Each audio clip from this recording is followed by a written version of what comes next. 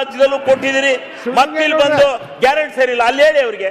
ಅವರು ದೊಡ್ಡ ಯುನಾನಿಮಸ್ ಆಗಿ ಇಂಡಿಯಾ ದೇಶದಲ್ಲೇ ಒಂದು ಧೈರ್ಯವಾಗಿ ಗ್ಯಾರಂಟಿ ತೆಗಿರಿ ಅಂತ ಹೇಳಿ ಧೈರ್ಯವಾಗಿ ಒಂದು ಸ್ಟೇಟ್ಮೆಂಟ್ ಕೊಡಿ. ನೀವು ಒಂದು ಸ್ಟೇಟ್ಮೆಂಟ್ ಇಶ್ಯೂ ಮಾಡಿ ಅಧ್ಯಕ್ಷರೇ, ನಾವು ಗ್ಯಾರಂಟಿ ತೆಗಿರಿ ಅಂತ ಹೇಳಿ ಆತ್ಮಸಾಕ್ಷಿಯಾಗಿ ಜನತೆ ಮುಂದೆ ಹೇಳಿ.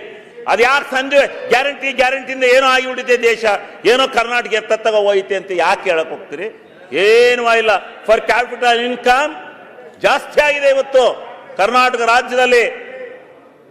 ಎಲ್ಲ ಜನರ ವೈಯಕ್ತಿಕ ಆದಾಯ ಇವತ್ತು ಯಾವ ಮಟ್ಟಕ್ಕೆ ಹೋಗಿದೆ ಅಂತಕ್ಕಂಥದ್ದನ್ನ ಅರ್ಥ ಮಾಡ್ಕೊಳ್ಳಿ. ಎಲ್ಲ ಜನರ ಕೈಗೆ ದುಡ್ಡು ಸಿಗ್ತಾ ಇದೆ. ಉತ್ತರ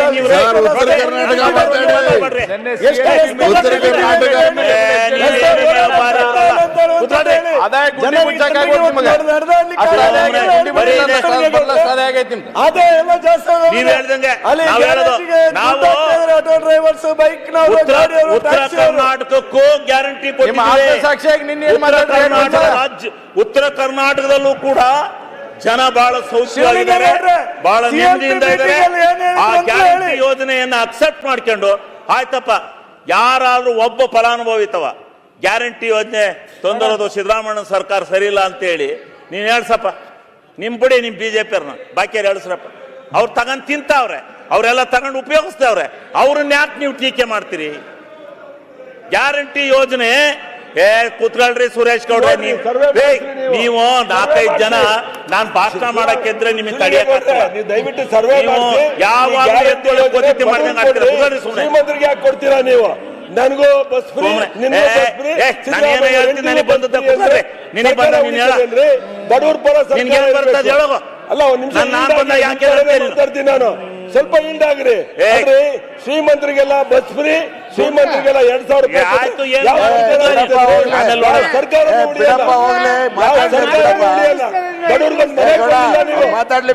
ಮನೆ ಕೊಡಕ್ಕೆ ಯೋಗ್ಯತೆ ಇಲ್ಲ ನಿಮ್ಗೆ. 3 ವರ್ಷ ಆಯ್ತು, ಒಂದು ಗುಂಡಿ ಮುಚ್ಚಕ್ಕೆ ಯೋಗ್ಯತೆ ಇಲ್ಲ. ಕರ್ನಾಟಕ ಅಭಿವೃದ್ಧಿ ಗುಂಡಿ ಮುಚ್ಚೆ ಇರೋದ ಕಾರಣ ಏನು ಅಂತ ಹೇಳ್ತೀನಿ, ಮುಂದೆ ಕಾಯ್ಕೊಂಡಿರಿ, ಹೇಳ್ತೀನಿ ಮುಂದೆ.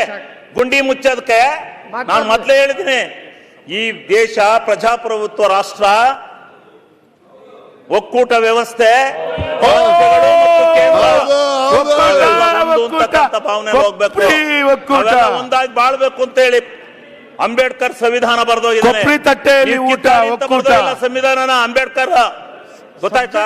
ಕಿತ್ತಾಡಿ ಅಂತ ಬರ್ದಲ್ಲ ರೀ, ರಾಜ್ಯನೇ ಬೇರೆ ಕೇಂದ್ರನೇ ಬೇರೆ, ಮಲ್ಕಾಯಿ ಧೋರಣೆ ಮಾಡ್ಕೊಂಡು ಈ ದೇಶ ಹಾಳು ಮಾಡಿ ಅಂತ ಹೇಳಿ ಅಂಬೇಡ್ಕರ್ ಸಂವಿಧಾನ ಬರ್ದಲ್ಲ, ಬಹಳ ಸಮಗ್ರವಾಗಿ ಬರ್ದೋಗ್ಯಾರೆ. ಅದೆಲ್ಲ ಒಂದಾಗಿರ್ಬೇಕು.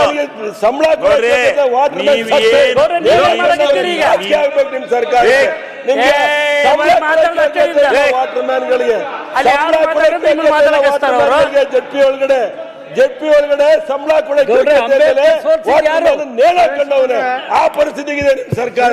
ಶಿವಲಿಂಗೇಗೌಡ್ರೆ, ಈಗ ಇವ್ರೆ ಸ್ವಲ್ಪ ಕೂತ್ಕೊಳ್ರಿ. ನೀವು ಮಂಗಳೂರಿನವ್ರು ಸ್ವಲ್ಪ ಕೂತ್ಕೊಳ್ರಪ್ಪ. ನೀವು ಮಂಗಳೂರಿನವರು, ನೀವು ಮಂಗಳೂರಿನವ್ರು ಇದಿರಲ್ಲ, ನೀವು ಮಂಗಳೂರಿನವ್ರು ಒಂದ್ 2-3 ಜನ. ತುಮಕೂರ ಸುರೇಶ್ ಗೌಡ, ಏನು ನಿಮ್ಗೆ ನಾನು ಎದ್ದು ಬಿಟ್ರೆ ನಿಮ್ಗೆ ಏನಾರ ಇದಿತ್ತ? ಯಾಕಂಗ್ ಮಾಡ್ತೀರಿ ನೀವು? ಸುಮ್ಮ ಕುತ್ಕೊಳಕ್ಕಾಗಲ್ಲ ಅಧ್ಯಕ್ಷರೇ, ಕೇಳ್ರಿ.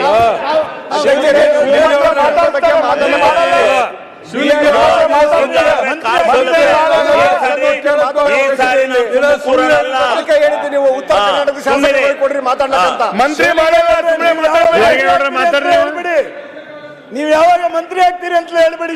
ಆಮೇಲೆ ಈಗ ಮುಂದೆ ನೋಡ್ರಿ, ನಾವು ನೀವೆಲ್ಲ ಒಟ್ಟಿಗೆ ಸೇರಿ ಕೇಂದ್ರ ಸರ್ಕಾರದಿಂದ ಹಣ ತಂದು, ಅಲ್ಲಿಂದ ತಂದು, ಇಲ್ಲಿಂದ ತಂದು ಈ ಕರ್ನಾಟಕ ರಾಜ್ಯವನ್ನು ಅಭಿವೃದ್ಧಿ ಪಡಿಸನ್ರಿ. ಬ್ಯಾಡ ಕಿತಾಪತಿ, ಬಿಟ್ಬಿಡ್ರಿ.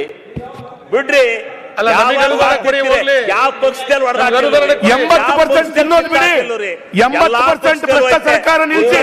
ಅದ್ ಯಾಕೆ ಹಂಗ ಆಡ್ತೀರಿ? ಸುಮ್ನೆ ಎಲ್ಲಾ ಪಕ್ಷದಲ್ಲಿ ಇರಕೊಂಡಿರ್ರಿ.